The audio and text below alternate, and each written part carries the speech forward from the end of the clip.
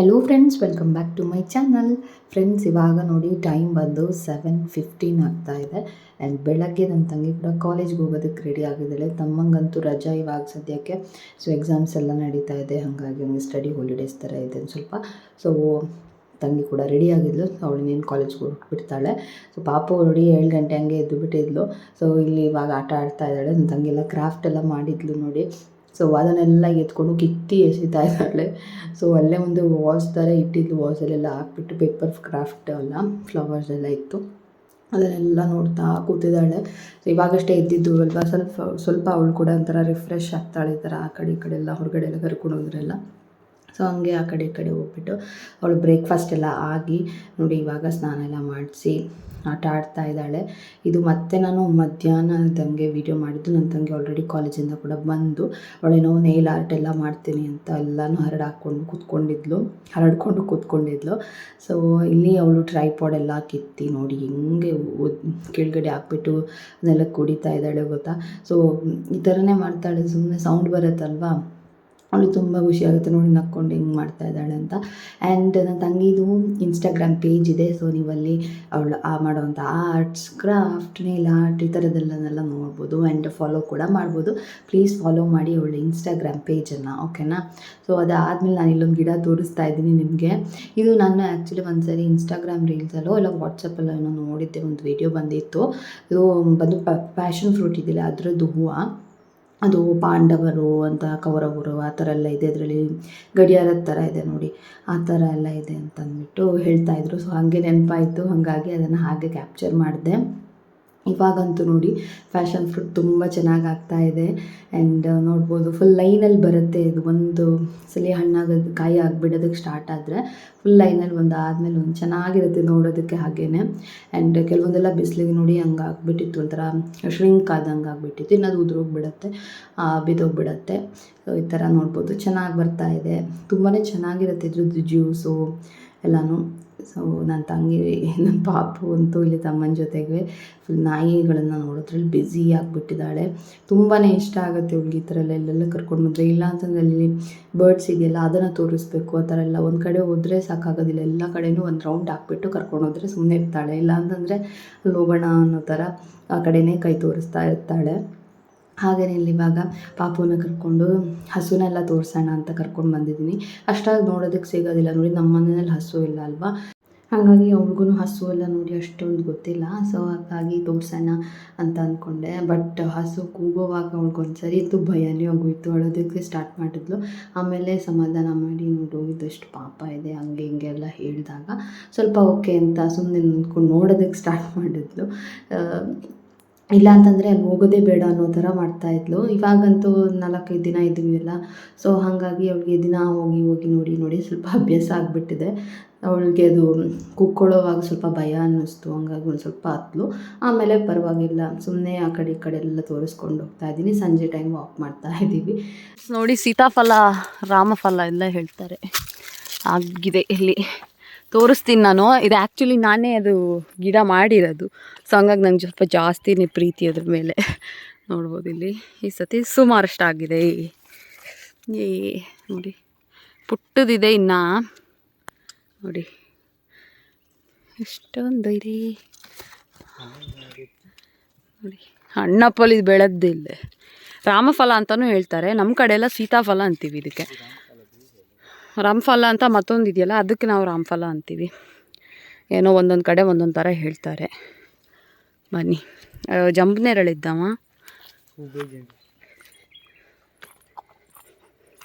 ಇದರಲ್ಲಿ, ಜಂಬನೇರಳು ಗಿಡ ಇದು.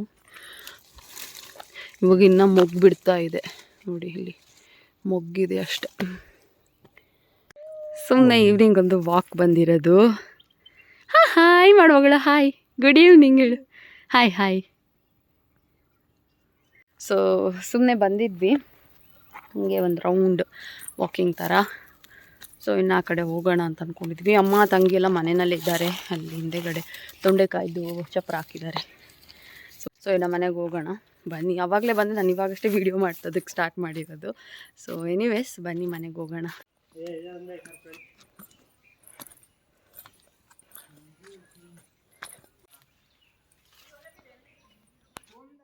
ಪಾಪುಗಂತೂ ಬೆಕ್ಕು ಕಂಡ್ರೆ ತುಂಬಾ ಇಷ್ಟ ಆಗುತ್ತೆ.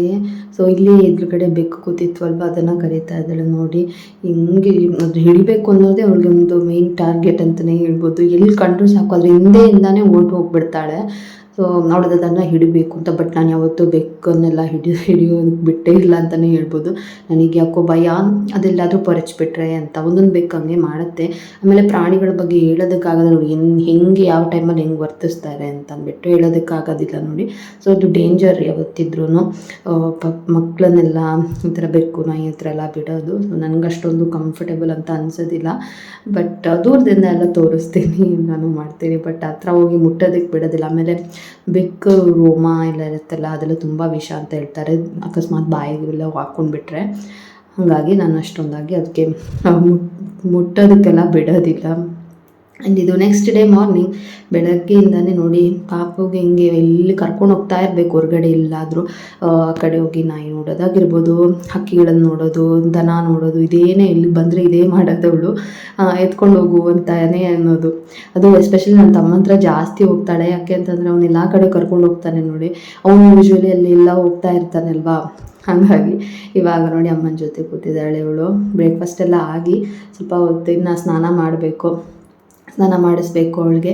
ಸೊ ನೋಡಿ, ಸುಮ್ಮನೆ ನೀರು ಬೇಕು, ನೀರು ಬಾಟಲ್ ಕಂಡ್ರೆ ಇವಾಗ ನೀರು ಕುಡಿಬೇಕು ಅನ್ನೋ ಥರ ಮಾಡ್ತಾಳೆ. ಆ್ಯಂಡ್ ಇವಾಗ ನೋಡಿ ಪಾಪುಗೆ ಸ್ನಾನ ಎಲ್ಲ ಆಗಿ ಕೂತಿದ್ದಾಳೆ. ಇವತ್ತು ಅವಳು ಸ್ವಲ್ಪ ಲೇಟಾಗಿ ಎದ್ದಿದ್ಲು, ಹಾಗಾಗಿ ಸ್ವಲ್ಪ ಲೇಟಾಗಿ ಸ್ನಾನ, ನಿದ್ದೆ ಕೂಡ ಮಾಡಿರಲಿಲ್ಲ. ಸ್ನಾನ ಆಗಿಬಿಟ್ಟು ಸುಮ್ಮನೆ ನೋಡಿ ಇಲ್ಲಿ ತಾತನ ಜೊತೆ ಕೂತ್ಕೊಂಡು ಆಡ್ತಾ ಇದ್ದಾಳೆ.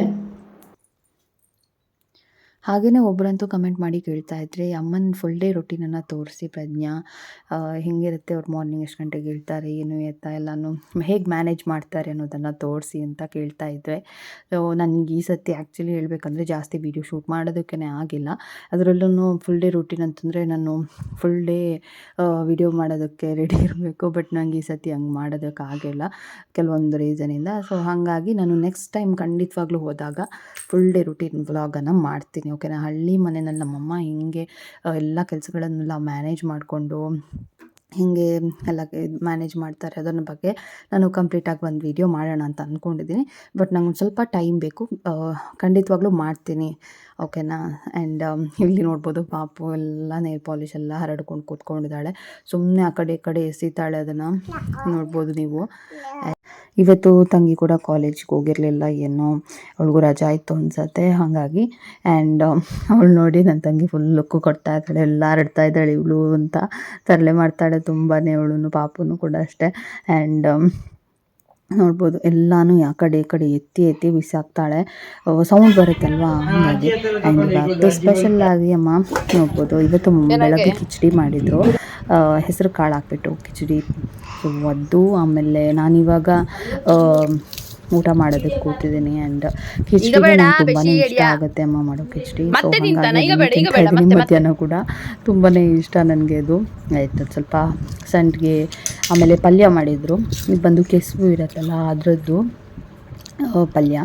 ಆ್ಯಂಡ್ ಅದೂ ಅಷ್ಟೇ ಚೆನ್ನಾಗಿರುತ್ತೆ. ಮಧ್ಯಾಹ್ನಕ್ಕೆ ಪಲ್ಯ ಸಾಂಬಾರು ಅದನ್ನು ಮಾಡಿದರು. ಬಟ್ ನಾನಂತೂ ಕಿಚಡಿ ತಿಂದೆ, ಸಖತ್ತಾಗಿರುತ್ತೆ ಅಂತ ಅಂದ್ಬಿಟ್ಟು ತುಂಬಾ ಚೆನ್ನಾಗಿರುತ್ತೆ.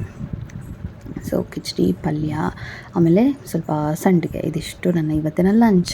ಆ್ಯಂಡ್ ಸೂಪರಾಗಿತ್ತು ಕೂಡ ನೋಡ್ಬೋದು ನೀವು. ಆ್ಯಂಡ್ ಹಾಗೆಯೇ ಅಮ್ಮ ಒಂದು ಸ್ಪೆಷಲ್ ಸ್ವೀಟ್ ಕೂಡ ಮಾಡ್ತಾಯಿದ್ದಾರೆ ಇಲ್ಲಿ.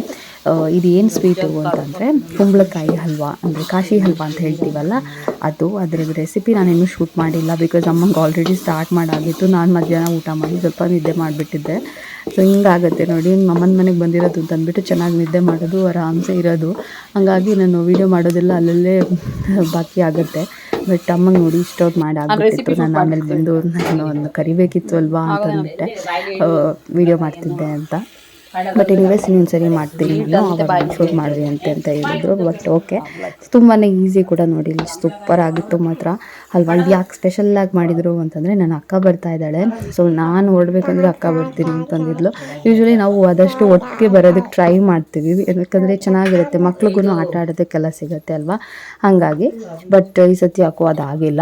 ಸೊ ಅಕ್ಕ ಒಂದೆರಡು ದಿನಕ್ಕೆ ಬರ್ತೀನಿ ನಾನು ಅಂತ ಅಂದಿದ್ಲು. ಆ್ಯಂಡ್ ನಾನು ಬೇರೆ ನಾಳೆ ಹೊರಡ್ತೀನಿ ಅಂತ ಹೇಳಿದ್ದೆ, ಹಾಗಾಗಿ ಸ್ವೀಟ್ ಇವತ್ತೇ ಮಾಡಿದ್ರೆ ಇಬ್ರಿಗೂ ಸೇಗುತ್ತೆ ಅಂತ ಅಂದ್ಬಿಟ್ಟು ಕಾಶಿ ಹಲ್ವಾ ಮಾಡ್ತಾ ಇದ್ದಾರೆ. ಸೊ ನಾನು ಆಮೇಲೆ ಸ್ವಲ್ಪ ಹೆಲ್ಪ್ ಮಾಡಿದೆ ಅಮ್ಮಂಗೂ.